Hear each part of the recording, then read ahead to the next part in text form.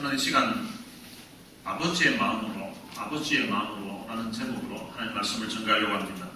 한국의 어느 신문사 그 신문 광고란에 아버지를 팝니다 라는 광고가 나왔습니다.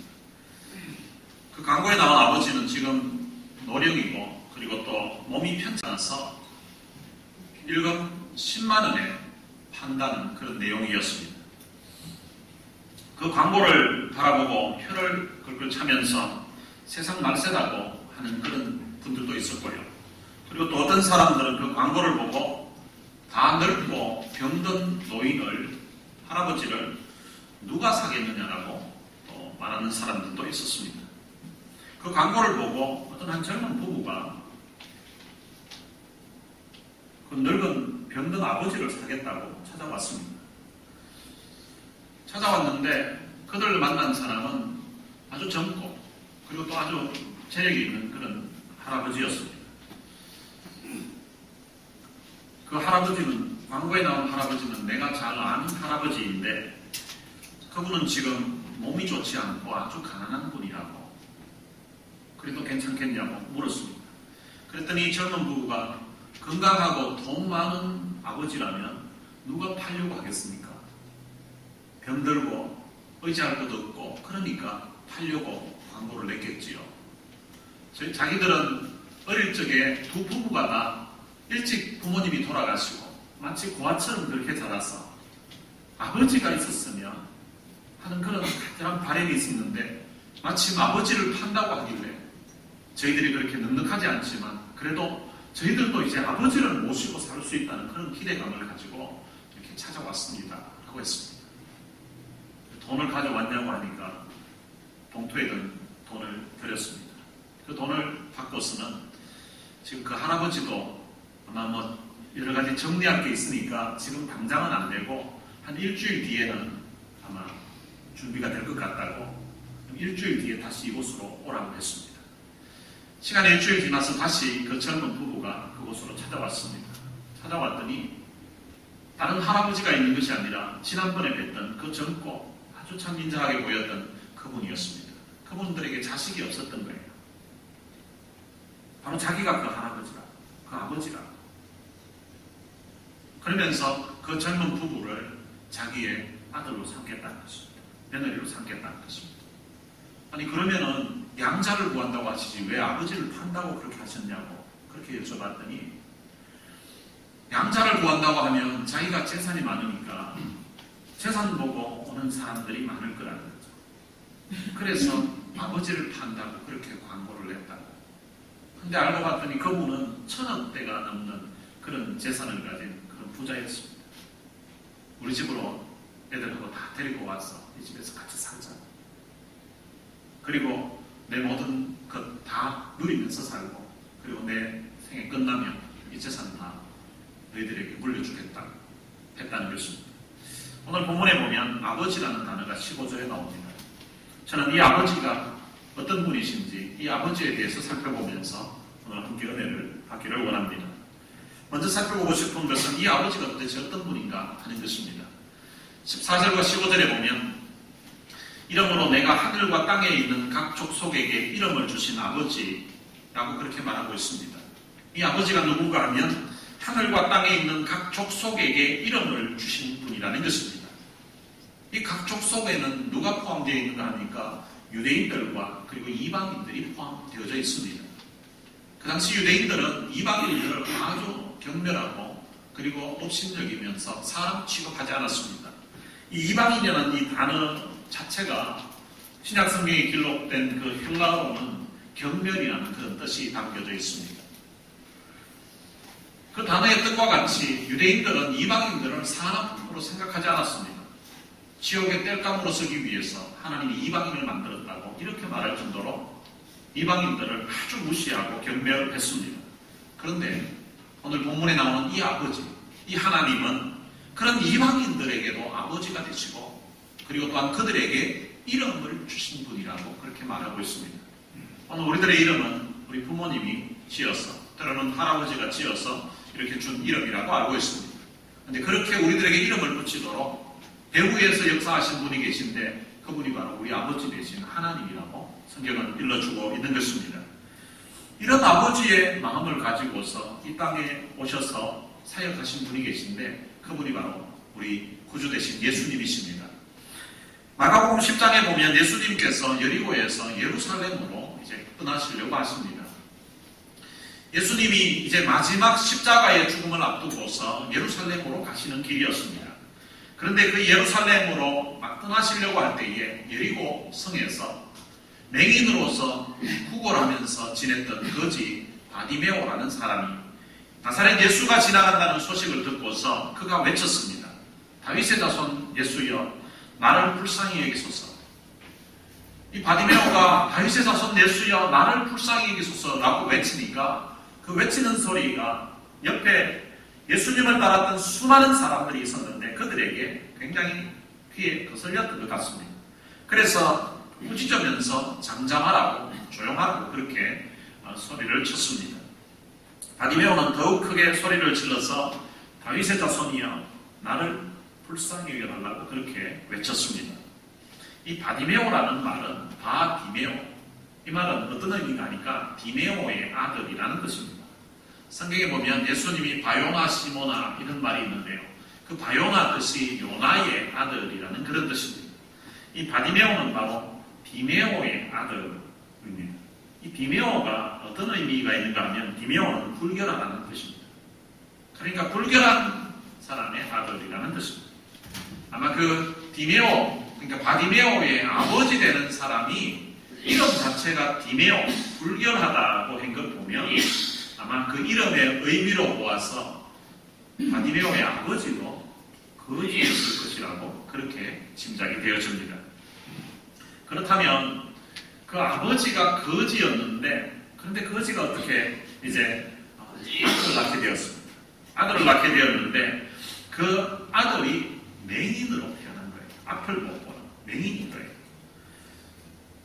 아버지가 그래도 참 가난하게 구걸하게 목숨 연명하며 살면서도 그래도 그런 가운데 사랑하는 여인이 생겼고 그리고 또 거기에 아들이 태어났습니다.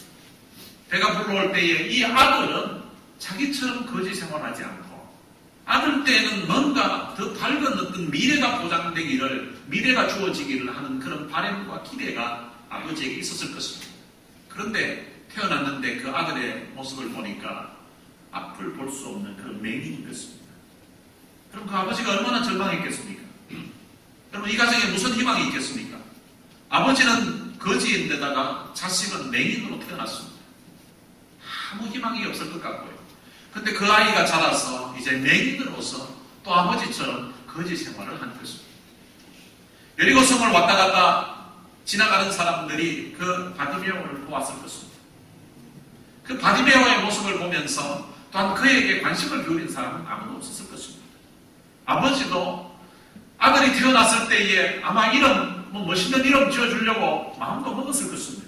그런데 아들 보니까 더 이상 희망이 없는 것 같아요. 그래서 이름 지을 것도 없이 그냥 디메오의 아들이라고 해라.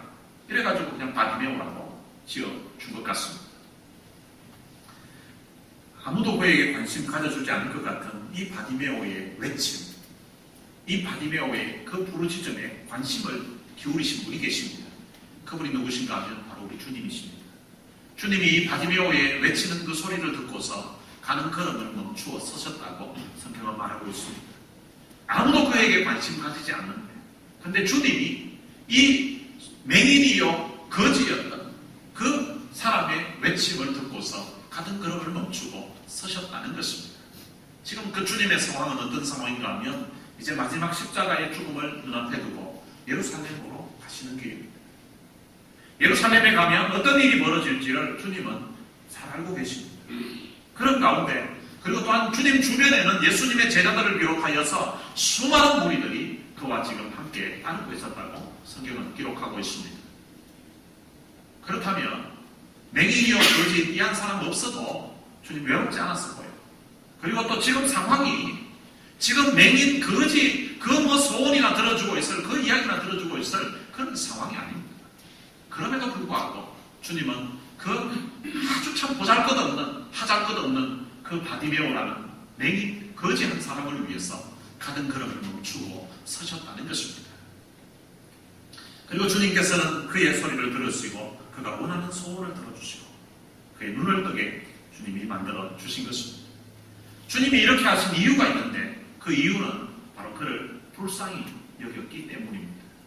이 불쌍히 여기다는 어원은 창자 내장이라는 뜻이 포함되어져 있습니다. 어떤 의미인가 하면 그 불쌍한 사람들, 그 참 가련한 사람 인생을 바라볼 때에 주님 마치 창자가 꿈틀거리는 듯한, 다른 말로 표현하면 창자가 끊겨지는 듯한 그런 아픔을 느끼는 것, 그것이 바로 불쌍히 여기다는 의미인 것입니다. 유대인들은 사람의 마음이 배에 있다고 생각했습니다. 그래서 창자가 꿈틀거린다는 말은 창자가 끊겨지는 듯한 아픔을 느낀다는 것은 우리식으로 표현하면 마음이 아프다는 뜻입니다. 한국 사람들은 마음이 가슴에 있다고 생각합니다. 그런데 실제 마음은 가슴에 없습니다. 마음은 머리에 있다고 합니다. 그런데 사람들은 마음이 아플 때에 마음이 아프다 이렇게 표현하는 사람은 아무도 없습니다. 마음이 아플 때에 마음이 아프다, 가슴이 답답하다 이렇게 표현합니다. 그러니까 지금 불쌍히 여기다, 마치 창자가 끊겨지는 듯한 아픔을 느꼈다는 이 표현을 우리 한국식으로 표현하면 주님이 이 나면서부터 맹인이었고 그리고 또한 거지였던 이 영혼을 바라보시면서 마치 가슴이 찢어지는 듯한 그런 아픔을 느끼셨다는 것입니다. 그것이 바로 주님이 불쌍히 여겼다는 의미인 것입니다. 우리 주님 바로 이런 분이십니다. 아무도 거들떠보지 않는 아주 참 보잘것없는 한 사람, 아무도 관심 기울이지 않는 그런 사람에게 귀를 기울이시고 그 바쁘신 와중에도 그리고 지금 그 한 사람 돌볼 그런 상황 아님에도 불구하고 가던 걸음을 멈추었어서 그의 소리를 들으시고 그리고 또한 그 소리에 응답해 주셨던 분, 그분이 바로 우리 주님이신 것입니다. 역대상 4장에 보면 이 바디메오의 처지와 비슷한 그런 한 사람이 나옵니다. 그 사람은 야베스라는 사람입니다. 이 야베스는 성경에 유다지파의 후손이라고 그렇게 기록되어져 있습니다. 역대상 3장에서부터 유다지파 자손들이 나옵니다. 유다지파 중에서도 좀 그 당시에 좀 힘있고 그리고 유명한 지파들은 다 3장에 소개되어 있습니다. 그리고 4장에 소개되어 있는 유다지파는 그러니까 그 시대에 별 볼일 없는 그런 사람들이 뒷부분에 소개되어져 있습니다. 거기에 야베스라는 사람이 소개되어져 있습니다. 이 야베스라는 사람의 이름 수준도 거의 바디메오와 비슷합니다. 야베스라는 이름 뜻이 무엇인가 하면 고통이라는 뜻입니다. 고통이라는 이름을 어머니가 지어주셨다는 것입니다. 지어주신 이유가 있는데 그 이유는 어머니가 그 야베스를 낳을 때 너무 고통스러웠다는 것입니다. 너무 힘들고 너무 고통스러워서 아이 이름을 고통이라고 그렇게 지어주었다는 것입니다. 어머니가 자기 아들의 이름을 지을 때 고통이라고 하는 것 보면 그때 당시 자식을 낳을 때에 정말 힘들었던지 아니면 자식 낳을 때에 그때 가정 형편이 너무 힘들었던, 너무 고통스러웠던 그런 상황임을 우리가 짐작해 볼 수 있습니다. 이 야베스는 자랄 때에도 그 어려운 환경이 전혀 바뀌어지지 않았습니다. 그런데 그가 어느 정도 자라서 성인이 된 것 같습니다. 그때 그는 하나님께 기도하기 시작했습니다. 그가 이렇게 기도했습니다. 주께서 내게 복을 주시려거든 나의 지역을 넓히시고 주의 손으로 나를 도우사 나로 환난을 벗어나 내게 근심이 없게 하옵소서. 이렇게 하나님 앞에 기도했습니다. 그런데 그렇게 기도했는데 그 기도를 하나님이 들으시고 응답해 주셨습니다. 그래서 하나님이 그가 구하는 것을 허락하셨다라고 성경은 기록하고 있습니다. 우리 하나님 아버지는 야베스 같은 그 시대에 참 별 볼 일 없고 그리고 아무도 관심 가져주지 않을 것 같은 그런 한 인생, 태어나면서부터 어머니에게 고통을 주었고 태어나면서부터 환난과 근심이 끊어지지 않았던 그 집안에서 자랐던 그 한 인생도 주님은 불쌍히 계시고 그리고 또한 그 기도를 들어주셨던 분, 그분이 바로 우리 아버지 하나님이십니다. 여러분들도 환난 때에, 여러분들도 삶에 어려움이 있을 때에 바로 이렇게 누구든지 그 앞에 나와서 부르짖으면 그 기도를 들으시고 응답해 주시는 그 좋으신 아버지 앞에 나와서 기도함으로 말미암아 이런 응답의 은혜, 이런 허락의 은혜를 경험하게 되시기를 주님의 이름으로 축원합니다. 그리고 두 번째로 살펴보고 싶은 것은 사도 바울이 지금 로마 감옥에서 이 에베소서를 기록했는데 이 감옥에서 그 하나님 아버지 앞에 무릎을 꿇고 기도하는 이 바울의 모습에 대해서 말씀을 전하려고 합니다. 3장 14절과 15절 16절에 보면 이 바울이 하나님 앞에 기도하고 있는데 누구를 위해서 기도하는가 하면 바로 에베소 교회 성도들을 위해서 기도하고 있습니다. 지금 바울은 로마 감옥에 수감되어져 있습니다. 아직 이제 재판받을 날을 기다리고 있는 상황인데 어떤 결과가 주어질지 모르는 상황입니다. 여러분, 이런 상황에서 그가 만약에 지금 기도한다면 어떤 기도를 해야 맞을 것 같습니까? 야베스처럼 하나님, 내가 당하고 있는 이 환난에서 벗어나 근심이 없게 하옵소서, 이런 기도를 하는 것이 보편적인 그런 사람들의 기도 아니겠습니까? 그런데 사도 바울은 그런 기도를 하고 있지 않습니다. 바울은 에베소 교회 성도들을 가슴에 품고 그들을 위해서 지금 기도하고 있는 것입니다.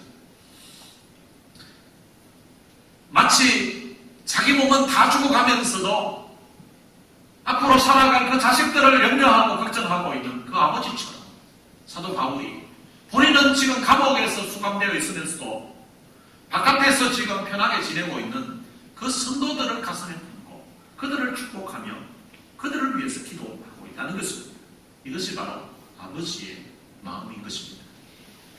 사도 바울은 실제 사역할 때에 그 성도 한 사람 한 사람들을 자기의 자식으로 그렇게 여기면서 사역했습니다. 고린도전서 4장 15절에 보면 내가 복음으로서 너희를 낳았다고 그렇게 말하고 있습니다. 육신의 몸으로 낳은 자식은 아니지만 복음을 통하여서 그들을 낳았다고 표현하면서 그들이 자기의 자녀라고 그렇게 표현한 것입니다. 그리고 실제 사역할 때에도 그런 아버지의 마음으로 그런 사역했습니다. 데살로니가전서 2장 11절에 보면 너희도 아는 바와 같이 우리가 너희 각 사람에게 아버지가 자기 자녀에게 하듯 권면하고 위로하고 경계했다라고 말하고 있습니다.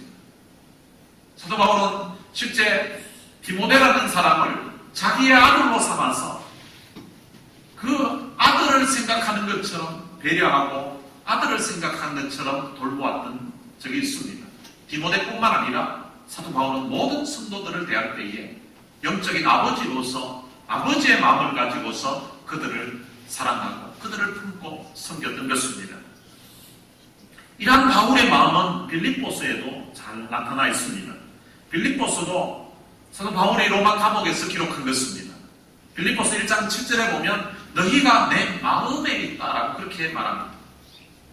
감옥에 있으면서도 그 성도들을 가슴에 품고 늘 살았기 때문에 너희가 내 마음에 있다라고 그렇게 말합니다. 그럼 어느 정도 생각하면 마음에 있다고 말할 수 있겠습니까? 일주일에 한 번 정도 어쩌다가 한 번 생각나는 사람을 너희가 내 마음에 있다라고 표현 못할 것입니다. 자나깨나 늘 생각나는 사람, 밥 먹을 때도 무엇을 할 때도 늘 생각나는 사람, 그런 사람을 바로 내 마음에 있다라고 그렇게 표현할 수 있는 것입니다. 빌립보서 1장 8절에서는 그러한 마음을 이렇게 표현합니다. 내가 예수 그리스도의 심장으로 너희 무리를 사모한다라고 합니다. 내가 예수 그리스도의 심장으로 너희 무리를 사모한다. 그리고 이 일에 대해서 하나님이 정인이시라고까지 표현하면서 그 성도들을 정말로 온 마음 다해서 자신의 생명 내어주셨던 그 예수 그리스도의 심장으로 사모한다라고 고백하고 있는 것입니다. 여러분, 예수 그리스도의 심장이 도대체 어떤 심장일까요? 마가복음 4장 35절 이후에 보면 예수님께서 저물 때에 바다 건너편으로 가시는 내용이 나옵니다. 바다 건너편으로 가시는데 그 건너편이 어딘가 하면 그라사인의 땅이라고 성경은 기록하고 있습니다. 이방 땅입니다. 예수님이 그곳에 가서 만난 사람이 있는데 누군가 하면 그라사 광인입니다. 군대 귀신 들렸다.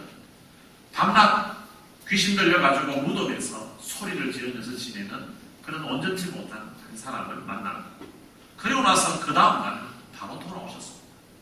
그러니까 그 날이 저물은 밤에 예수님이 바다 건너서 갔다가 하신 일이라고는 그 한 영혼 온전하게 만들고 돌아오신 일밖에 없었습니다. 그런데 가는 도중에 어떤 일이 있었는가 하면 풍랑이 일어났습니다. 그때 예수님은 배에서 주무시고 계셨습니다. 얼마나 피곤했었는지 예수님이 배에서 주무시는데 제자들이 자기들이 원래 배를 타던 사람들이 많으니까 이제 자기들 힘으로 어떻게 해보려고 했습니다. 근데 하다가 안 되니까 주무시는 예수님을 깨웠습니다.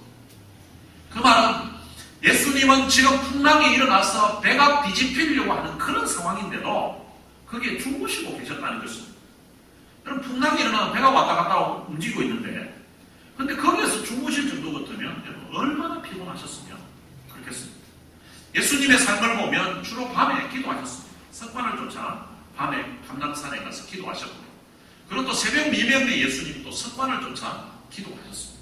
그러니까 주로 밤에 밤새도록 기도하시고 잠깐 눈 붙이시고 그리고 또 새벽에 또 기도하신 것입니다. 그리고 낮에 제자들과 그리고 또 많은 사람들에게 복음을 전하시고 또 그들을 치유하시고 하시면서 예수님이 삶을 하셨습니다. 그러면은 이제 해질 무렵이 되면 이제는 좀 쉬셔야 되는 그런 시간입니다. 예수님도 우리 사람처럼 육신의 몸을 입고 이 땅에 오셨기 때문에 이제는 쉼이 필요한 그런 상황입니다. 그런데 해질 무렵에 좀 쉬시면 좋을 것 같은데 그런데 배 타고 가면서 쉬시려고 생각하시고 그리고 그 건너편으로 가서 그 귀신 들렸던 한 사람 온전하게 해주셨던 분 그분이 바로 우리 주님이십니다. 그리고 누가복음 4장 40절에 보면 해질 무렵에 사람들이 온갖 병자들을 데리고 나왔다고 그렇게 기록되어 있습니다. 예수님께서 많은 사람들에게 복음 전하시고 그리고 또 병자들 고쳐주시는 사역을 했는데 이제 해질 무렵이 되었습니다. 여러분 해질 무렵 되면 예수님이 쉬셔야 되는 상황입니다. 그런데 그때에 늦게 소문을 듣고 각색 병자들 많은 온갖 병자들이 사람들이 찾아온 것입니다. 일을 하루 일과를 직장에서 다 마치고 이제 퇴근할 시간이 됐는데 근데 그때 갑자기 일거리가 생겨가지고 이거 다 해놓고 가라고 하는데 이거 보니까 이게 12시까지 해도 끝이 나지 않을 그런 문제일 것 같아요. 그럼 그런 상황 때에 얼마나 참 답답하겠습니까? 얼마나 힘들겠습니까? 그거 보기만 해도 그냥 마음에 큰 부담이 될 것입니다. 저 같으면 이랬을 것 같아요. 사람들이 막 온갖 병자들이 해질 무렵에 이제 몸은 피곤한데 사람들이 몰려오면 오늘 나온 사람 다 나와! 이렇게 하고 바이 하고 그냥 돌아서서 멋있게 갔을 것 같아요. 여러분 그렇게 해도 다 맞습니다. 왜냐하면 예수님은 창조주 하나님이시기 때문에 그렇습니다. 요한복음에도 보면 1장에서 예수님 그분은 창조주 하나님이라고 그로 말미암아 만물이 다 창조되었다고 말합니다. 골로새서에서도 그로 말미암지 않고 이 땅에 존재하게 된 것이 아무것도 없다라고 성경은 기록하고 있습니다. 그는 보이지 않는 하나님의 형상이시라고 그는 바로 만물을 창조하신 분이라고 말씀하고 있습니다. 그분이 만물을 창조하실 때에 빛이 있으라 하시면 빛이 있었고 말씀 한마디로 모든 것이 다 생성되었습니다. 그렇다면 온갖 병자들이 나올 때에 오늘 나온 사람 다 나아라 이렇게 한마디 하면 그냥 다 낫습니다. 실제 예수님이 백부장의 하인 같은 경우에는 만나지도 않은 상황 가운데서 말씀 한마디 하니까 떨어져 있었던 그 백부장의 하인이 나은 기록이 있습니다. 그런데 예수님은 그렇게 하지 않고 그 각색 병자들, 온갖 병자들이 몰려왔는데 그 많은 사람들을 성경에 보면 일일이 손을 대시며 낫게 해주셨다고 말씀하고 있습니다. 여러분 어떤 차이가 있을까요? 그냥 저 멀리서 지금 와가지고 야 오늘 나 낫겠나 하고 있는데 예수님이 오늘 나온 사람 다 나으라 이러니까 다 나았네 이렇게 느끼는 것 같고 예수님이 자기 아픈 곳 만지시면서 손을 대시면서 때로는 그 중에 나병 환자나 악성 피부 환자들 그런 사람들 그 짓물나는 그 손을 그냥 전혀 이상하지도 않은 것이 만지시면서 낫게 해주시고 그렇게 해서 나았을 때와 그 느낌 자체가 다릅니다. 그 한 영혼 한 영혼 너무나 참 소중하고 귀하게 여기는 그 마음으로 주님은 그 피곤한 몸임에도 불구하고 쉼이 필요한 시간임에도 불구하고 그 많은 사람들을 일일이 손을 얹어서 낫게 해주셨던 분 그분이 바로 우리 주님이십니다. 바로 그분의 심장으로 사랑하고 있다는 것입니다.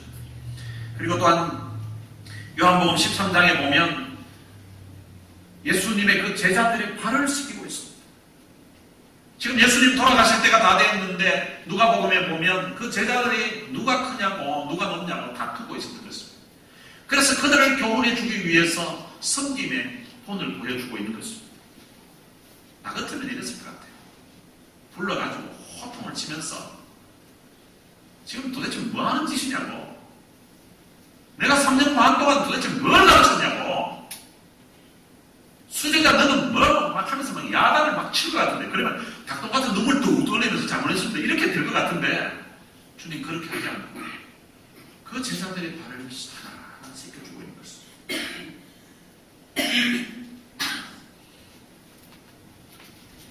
그 예수님 바로 그런 심장으로 사도 바울이 성도들을 사랑한다는 것입니다.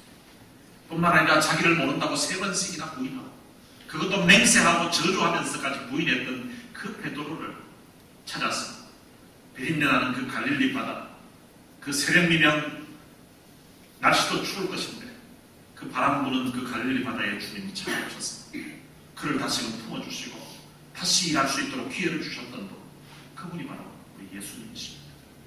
그리고 그 제자들을 위해서, 그런 배은망덕했던 놈, 그런 놈들을 위해서도 자기 목숨을 아끼지 아니하시고 십자가에 내어주셨던 그 예수 그리스도의 심장으로 바울은 성도들을 사랑하고 있다고 고백했던 것입니다. 어느 날 새벽에 제가 그 말씀을 보면서 나는 도대체 이런 예수 그리스도의 심장으로 몇 명이나 사랑하고 있나, 손을 펴고 숫자를 한번 헤아려 보려고 손을 폈습니다. 근데 접혀지지 않는 제 손가락을 보면서 하염없이 울었던 적이 있었습니다. 바울은 예수 그리스도의 심장으로 성도들을 사랑했다고, 그렇게 사모했다고 고백했습니다. 그래서 그는 감옥에 있으면서도 지금 그의 마음에는 자기 앞날에 대한 걱정이 아니라 오히려 성도들을 염려하고 성도들을 축복하고 싶고 그리고 성도들을 위해서 기도하고 있는 것입니다. 인간적으로 생각해 보면 지금 바울의 상황은 지금 남 걱정하고 있을 그런 상황이 아닙니다. 자기 문제 해결을 위해서도 정말 안타깝게 기도해야 될 것 같은 그런 상황인데, 그런데 바울은 성도들을 가슴에 품고 그리고 무릎 꿇고 그 아버지 하나님께 기도하고 있는 것입니다. 마치 아버지가 자식을 가슴에 품고 기도하는 것과 같은 그런 모습입니다. 오늘 여러분들의 가슴 속에도 이런 아버지의 마음이 있게 되시기를 주님의 이름으로 축원합니다.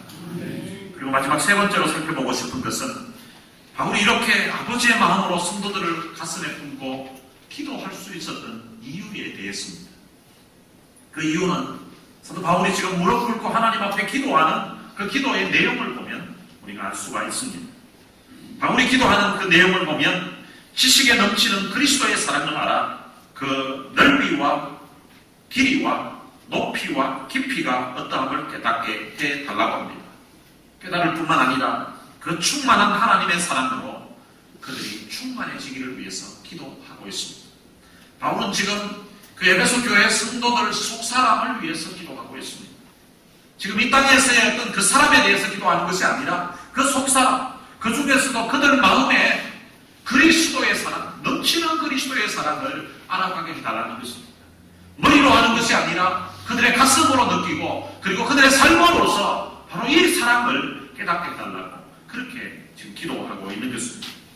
바울이 이렇게 기도하는 이유가 있습니다. 바로 그가 청량할 수 없는 그 그리스도의 사랑을 그가 맛보았기 때문인 것입니다. 그는 다메섹 도상에서 청량할 수 없는 깊이를 어떻게 알 수 없는 엄청난 그 그리스도의 사랑을 그가 경험하게 된 것입니다. 그 그리스도를 통하여서 그 청량할 수 없는 또한 하나님 아버지의 사랑을 그가 맛보게 된 것입니다. 사도 바울은 그가 맛보았던 그 예수 그리스도의 사랑, 지식에 넘치는 그리스도의 사랑을 에베소 교회 성도들도 알기를 위해서 지금 이 감옥에서 무릎을 꿇고 그 아버지 하나님 앞에 기도하고 있는 것입니다. 사람의 마음에 상처가 있고 그리고 또 아픔이 있으면 다른 사람들을 돌아볼 여유가 없게 됩니다. 그런데 마음의 상처가 하나님의 은혜로 치유가 되고 회복이 되고 나면 그 마음에 전에 알지 못했던 평안함을 맛보게 됩니다. 평안함을 맛보게 되면서 마음에 여유가 있게 되는 것입니다. 바울이 처음 주님을 만났을 때에 그가 측량할 수 없는 그 그리스도의 사랑을 경험하게 되고, 그리고 참 말로 어떻게 다 표현할 수 없는 그 놀라운 하나님 아버지의 사랑을 그가 맛보게 됩니다.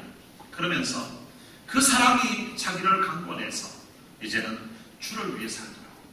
그리고 또한 아직 예수 그리스도를 알지 못하는 사람, 과거에 자기처럼 정말로 쓸모없었던 그런 인생들을 가슴에 품고 그 영혼을 가슴에 품고 불쌍히 여기면서 그 영혼들에게 복음 전하는 일을 하려고 그의 삶을 드리게 되었습니다. 그는 복음을 전하다가 많은 고난을 당하게 됩니다. 고린도후서 1장 4절에서 8절에 보면 그가 아시아에서 복음을 전하다가 당했던 그 환난, 고난에 대해서 이야기를 합니다. 4절에서 8절까지 그 짧은 5절 속에 고난과 환난이라는 단어를 몇 번 기록하는가 하면 8번을 기록합니다. 그 구절들이 한 절에서도 몇 번씩 자기가 많은 환난을 당했다는 것입니다. 그 환난을 당했는데 그 환난이 얼마나 컸는가 하면 그것이 힘에 겹도록 심한 고난을 당했다는 것입니다. 그래서 그 고난이 너무 엄청나서 살 소망까지 끊어졌다고 말합니다. 그리고 그는 마음에 사형 선고를 받았다고 합니다. 그래서 그는 그가 당했던 그 고난을 큰 사망이라고 마지막에 표현하고 있습니다.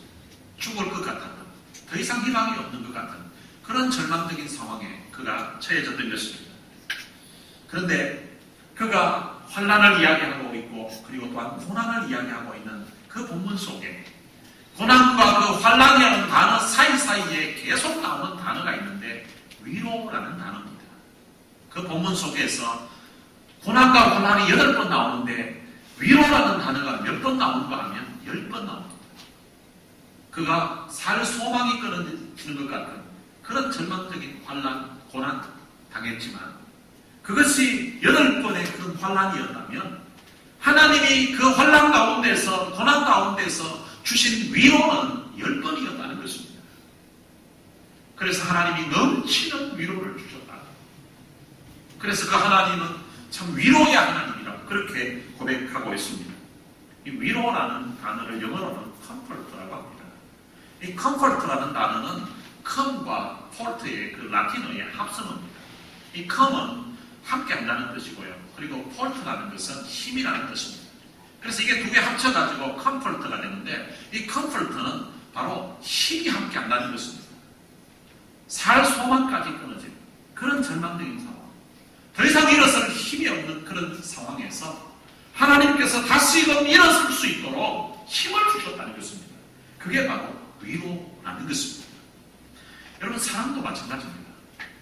사랑도 사도 바울이 지금 이런 고난을 당한 다음에 고난 가운데서 엄청난 하나님의 위로를 경험하게 되고 그 위로를 경험하였기 때문에 지금 또 다른 고난 당하는 사람, 그런 사람들을 위로하고 있는 것처럼 사랑도 하나님의 그 사랑을 받아본 사람만이 그 사랑이 얼마나 큰지, 그 사람이 얼마나 우리를 감격하게 하는지 바로 깨닫게 된다는 사실입니다. 그래, 그 하나님의 사랑을 깨닫는 사람들이 해야 될 일이 있는데 또한 그 하나님의 사랑을 필요로 하는 사람들을 가슴에 품고 그들을 사랑하고 그들을 축복하고 그들을 섬기는 것입니다. 그리고 또한 그 사랑을 통하여서 하나님의 은혜를 못 본 사람들이 또 다른 사람들을 가슴에 품고 그렇게 한 사람 한 사람 그리스도의 사랑을 전하고 아버지의 사랑을 전하는 그것이 바로 이 성경의 원리인 것입니다. 사도 바울은 지금 감옥에서 바깥에 있는 에베소 교회 성도들을 가슴에 품고 기도하고 있습니다. 자기가 느꼈던, 자기가 맛보았던, 자기가 경험했던 그 넘치는 그리스도의 사랑을 저 에베소 교회 성도들도 깨닫게 하라. 그래서 그들 가슴 속에 그 아버지의 그 풍성하신 사랑, 충만하신 사랑이고 그들의 가슴에, 그들의 인생에 채워달라고 합니다. 그리고 또한 그들 사랑을 받았던, 깨닫게 되었던 그 성도들이 해야 될 일이 있는데 또 다른 사람들을 가슴에 품고 사랑하며 섬기는 그런 교회, 그것이 바로 이 땅에서 주님이, 하나님이 원하시는 교회의 모습이고 그렇게 될 때에 그 교회는 정말로 아름답고 행복한 교회가 되는 것입니다. 사랑하는 성도 여러분, 우리들도 마찬가지입니다. 우리가 받았던 그 청량할 수 없는 그 그리스도의 사랑, 우리가 받았던 그 놀라운 은혜, 그 은혜를 통하여서 하나님 아버지의 마음이 어떤 것인가를 우리가 조금씩 깨달아가게 됩니다. 그래서 그 아버지의 사랑을 깨달았던 사람들이, 그 아버지의 사랑을 알게 된 사람들이, 이제 또 믿음이 연약한 사람들, 아직 그리스도의 사랑을 제대로 알지 못하는 사람들을 가슴에 품고 그 아버지의 마음으로 그들을 찾아가고 그들을 가슴에 품고 사도 바울이 기도하는 것처럼 또 기도하고, 그래서 그들이 또한 그 아버지의 사랑, 아버지의 마음을 알아가기를 원하는 것입니다. 그것이 하나님 우리들에게 이 교회를 통하여서 주신, 또한 기대하는 하나님의 계획인 것입니다. 오늘 이 사도 바울이 가지고 있었던 이 아버지의 마음, 이 아버지의 그 귀한 마음이 오늘 사랑하는 성도들 여러분들 가슴에도 느껴지게 되고, 또한 그런 아버지의 마음으로 성도들을 품고 교회를 품고 주님을 섬기는 귀한 성도들 되시기를 주님의 이름으로 축원합니다. 오늘 그런 말씀을 생각하면서 이 찬양을 같이 한번 부르겠습니다. 이 찬양은 하나님 아버지의 마음이라는 찬양입니다. 아버지 당신의 마음이 있는 곳에 나의 마음이 있기를 원해요. 아버지 당신의 눈물이 보인 곳에 나의 눈물이 보이기를 원해요. 나의 마음이 아버지의 마음 알아. 내 모든 뜻 아버지의 뜻이 될 수 있기를. 나의 온 몸이 아버지의 마음 알아. 내 모든 삶 당신의 삶 되기를. 오늘 들었던 말씀 생각하면서 나를 사랑해 주셨던, 나를 사랑해서 아들까지 십자가에 내어주셨던 그 아버지의 마음, 그 아버지의 마음을 내가 알게 해주시고, 아버지의 마음이 가 있는 곳에, 아버지의 관심이 가 있는 곳에 내 마음과 내 기도와 그리고 또한 내 손길과 내 발이 그 아버지의 마음을 쫓아가면서 내 삶을 드리면서 살게 바라는 그런 간절한 소원을 가지고서 이 시간 함께 찬양했으면 좋겠습니다.